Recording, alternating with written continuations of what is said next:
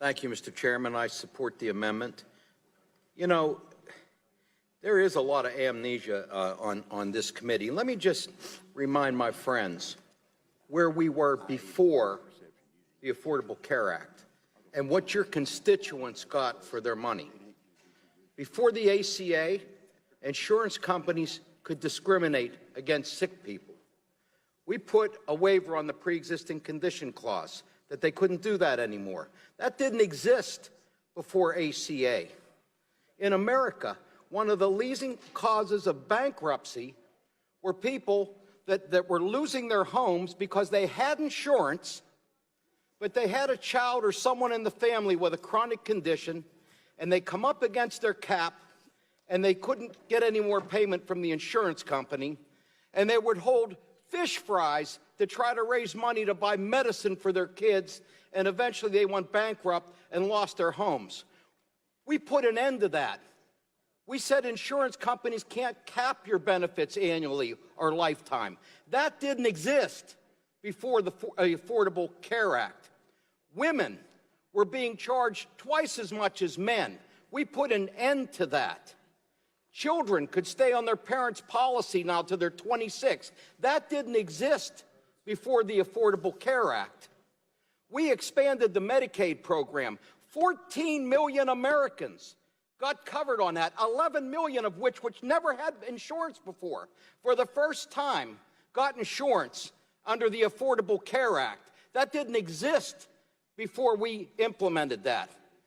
So don't call this a failure, because it's not a failure. If it was such a failure, why isn't that you haven't just abolished all those things we did? No, you haven't. You're keeping pre-existing conditions. You're keeping caps on the benefits. You know, you're letting kids stay on their policy till they're 26, because these were good things that we did on the Affordable Care Act that the American people support. Now, all you've done in this bill is basically give away $600 billion over the next 10 years to corporations and rich people.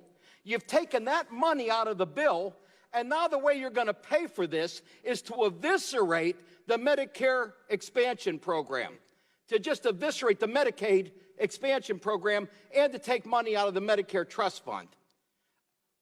This is an improvement. You haven't done a thing to lower costs in this bill. You're going to see the elderly pay more for their insurance because these subsidies aren't based on one's income anymore. They're based on their age. And now the bands are going to be 5. You're going to be able to charge insurance companies 5 times as much as the youngest band in the program, where right now it's 3. All these things that you're making such a big deal that you're keeping, because if you didn't keep them, you guys would be tarred and feathered out of your districts. But you're keeping them because these were things we did that every one of you voted against when we did this with the Affordable Care Act. So don't stand here, those of us that did this bill, and watch 50 of our colleagues lose their positions because they knew it was the right thing to do and cast the vote anyway, and try to take credit that you've somehow done something great for the American people. The only thing that's any good about what you're proposing are the things that we did 8 years ago in the Affordable Care Act. I yield back. Gentleman yields back. Chair recognizes the Vice Chair of the full committee, Mr. Barton. Well, thank you.